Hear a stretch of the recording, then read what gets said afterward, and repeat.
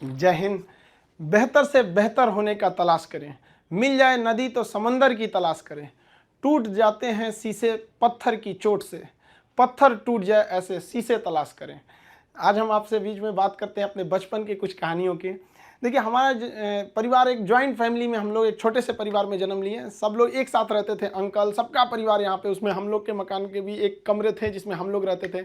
बचपन में हम बहुत बदमाश थे। मेरी मम्मी को सबसे ज़्यादा परेशानी थी, क्योंकि जॉइंट फैमिली होने की वजह से क्या होता था कि परिवार में बहुत लोग रहते थे, मोहल्ले वाले, पड़ोस वाले। और उस समय मोबाइल वगैरह नहीं होती थी, हम लोग यही गुल्ली डंडा वगैरह वगैरह खेलते रहते थे। डेली किसी न किसी से हम झगड़ा किए रहते थे। मेरी मम्मी परेशान होकर रहती थी, ये करेगा क्या ज़िंदगी में, बहुत परेशानी हो जाती थी।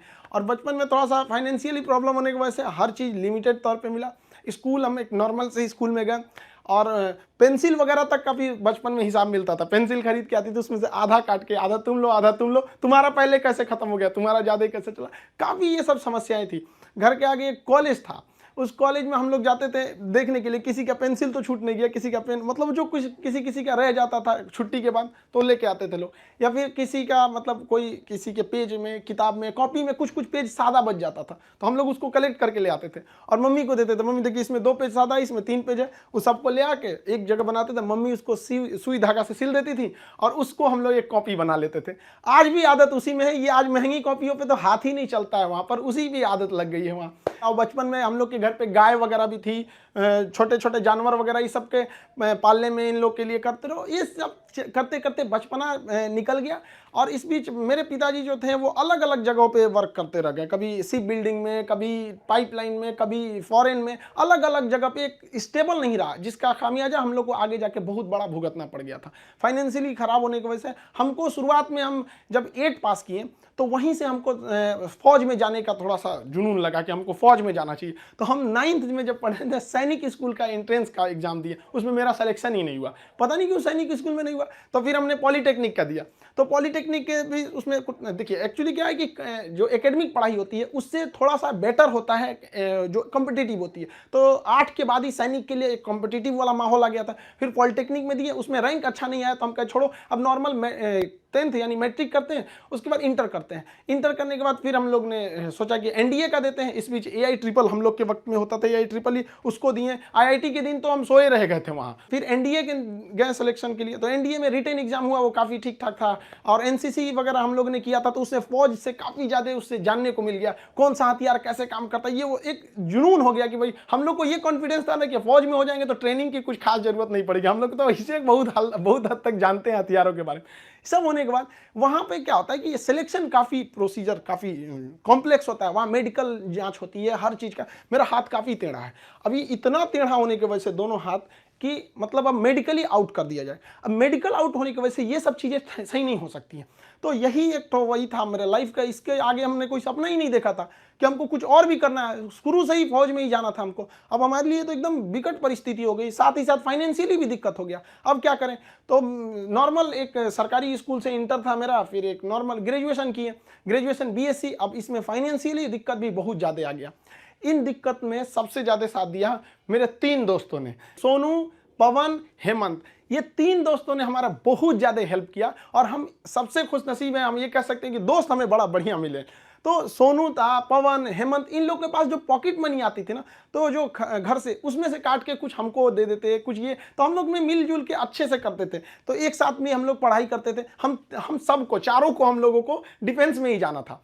अब हम लोग ने क्या किया भाई, बाकी लोग की फाइनेंशियली ठीक थी, हेमंत की भी सही नहीं थी, तो वो सेल्फ डिपेंडेंट था। तो हेमंत ने कहा कि एक काम कर तो भाई, चलो तुम भी को टीचिंग में ले आते हैं। तो उसने क्या किया, हमको एक होम ट्यूशन के पास ले गया पढ़ाने के लिए। होम ट्यूशन, अब वो हम लोग को बच्चों को उतना पढ़ाने का आइडिया नहीं, बस उसको, लड़का बहुत पढ़ने में कमजोर था और उसको होम ट्यूशन पढ़ाया गया ना, स्कूल में बहुत अच्छा टॉप पे आ गया वो। उसके घर वाले काफी खुश हुए सब, और वो बहुत अच्छा सा पढ़ रहा था। इसी बीच उसने कहा कि चलो तुम्हें एक कोचिंग में इंट्रोड्यूस करते हैं। तो एक कोचिंग में गए, वहाँ पे मतलब काफ़ी स्टूडेंट जो थे, मतलब बहुत ज़्यादा नहीं थे, नॉर्मल था कोचिंग वहाँ पे। वहाँ हम गए तो हमको फर्स्ट दिन केवल 6 लड़के मिले, और 6 लड़के में अजीब सा माहौल हो गया। वो हमको, मेरी दाढ़ी उड़ी भी नहीं थी, तो अजीब, उनको लगा कि तो हम ही लोग के बीच का है। तो हम 6 बच्चे को पढ़ाए, हमको भी खुद एम्बेरस फील हो रहा था कि ये लोग हमको उस तरह से देख क्यों नहीं रहे हैं। अब उसको 6 लड़कों से अगले दिन वो 50 हो गए, फिर 100, 150, इतना तेज बढ़ने लगा। अब वो कोचिंग वाला जो था उसको लगा कि नहीं भाई पैसा तो ठीक आ रहा है यहाँ पे, ये तो ठीक ठाक है। तो उन्होंने हमको कह दिया कि भाई देखिए सर, आपको अपना नाम, पता, एड्रेस, मोबाइल नंबर कुछ भी नहीं देना है। हम कहे हमको जरूरत भी नहीं है इसकी, हमको चुपचाप पीजी वगैरह करना है यहाँ पे। हमारी तो फौज का सपना टूटा था, समझ में नहीं आ रहा था करे क्या करें यहाँ पर, क्योंकि लाइफ बड़ी अजीब चीज होती है। जब तक आपको समझ में आएगी आधी बीत चुकी रहती है। यहाँ लाइफ में क्या होता है, सोचेंगे क्या, बनेंगे क्या, ख्वाहिश कुछ और चीज की रहती है। यही है जिंदगी, सबको इसी के साथ चलना रहता है। तो हमने कहा कोई बात नहीं। उन्होंने कहा कि चलो भाई, हमारा उनको नाम पता था तो टाइटल के वजह से उन्होंने खान नाम दे दिया, खान सर। धीरे धीरे वहां पे पढ़ाते रहे, वहां पे लड़के बहुत हो गए। वो कोचिंग वालों को पैसा ज्यादा दिखता था, हमें बच्चों का करियर दिखता था। वो कहते थे कि सर इतनी कम फी में आप इतना क्यों बता रहे हो। हम कहे सर हम कैसे करें, उनके साथ किस तरह से हम कह देंगे कि तुम्हें कम बता। इस वजह से थोड़ा सा टसल हो गया, हमको वो छोड़ना पड़ गया कोचिंग। फिर दूसरे जगह गए, तीसरे जगह। उसके बाद से हम लोग ने यहाँ पर आके अपना खान जीएस रिसर्च सेंटर किए। तो हमारा यहाँ पे कुछ खास जानकारी नहीं थी पटना में, क्योंकि हम लोग गांव एरिया से आए थे। तो यहाँ पे कुछ पार्टनर्स वगैरह को कुछ ढूंढे यहाँ के लोगों को, उन लोगों ने तो सत्यानाश ही कर दिया। उन लोगों ने सारा चीज 6 महीने बाद, उन लोगों का फुल प्लानिंग था कि कोचिंग को हड़प लेना है। उन लोगों ने कहा कि बेंच भी मेरा, कुर्सी मेरा, पंखा में, सब कुछ। हम तो परेशान हो गए, मेरे पास कुछ भी नहीं बचा।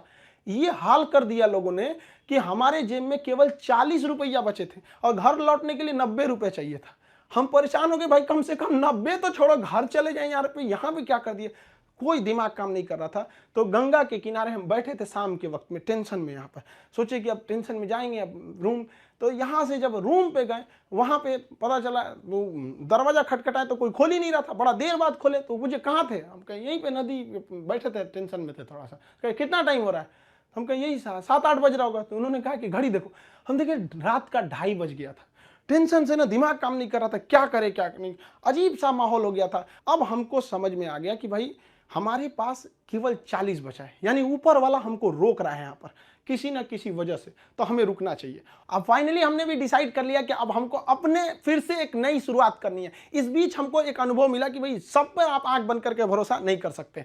अब टीचर और स्टूडेंट का एक रिलेशन भारत में बहुत बेहतरीन है, ये आदिकाल से देखा जाता है। तो हमने क्या किया ना, अब कोचिंग्स में ना स्टूडेंट्स जो थे, बहुत जो पुराने थे, जिनका मान के चलिए कहीं जॉब हो गया, अभी ज्वाइनिंग लेटर का वेट कर रहे हैं ऐसे, तो उन लोगों को रखे कि भाई देखो हम लोग को फिर से शुरुआत करनी है, क्योंकि ऐसे हम लोग छोड़ नहीं सकते हैं। क्योंकि यहाँ पे क्या हो गया कि कोचिंग एक इंडस्ट्री बन चुका है, लोग इसको इनकम सोच रहे हैं। अब हम लोग आंख में इसलिए खटकते थे, हम लोग के लिए पैसे मायने नहीं रखते थे, लड़कों का पढ़ाई मायने रखता था। तो प्रॉब्लम तो सबको हो रही थी, तो हम लोगों को ये शुरुआत करनी थी। अब शुरुआत किए कैसे तैसे, थोड़ा बहुत पैसे से स्टार्ट किए लोग। अब वहां पे क्या है कि जो गरीब है पैसे मत दो भैया, विकलांग हो मत दो, कभी कोई इस तरह से जोर नहीं दिया गया। इस वजह से ही फाइनेंशियल प्रॉब्लम है। अगर अदरवाइज में आदमी पैसे के पीछे पड़ा रहता तो कोई प्रॉब्लम नहीं था। इस बीच हमारे कोचिंग पे बम चल गया, तबातोड़ बम चल रहा है। हमको अजीब सा लग गया कि भाई हम कोचिंग में कि बॉर्डर पे खड़े हैं, हमारा सपना तो नहीं पूरा हो गया, हम फौज में आ गए हैं।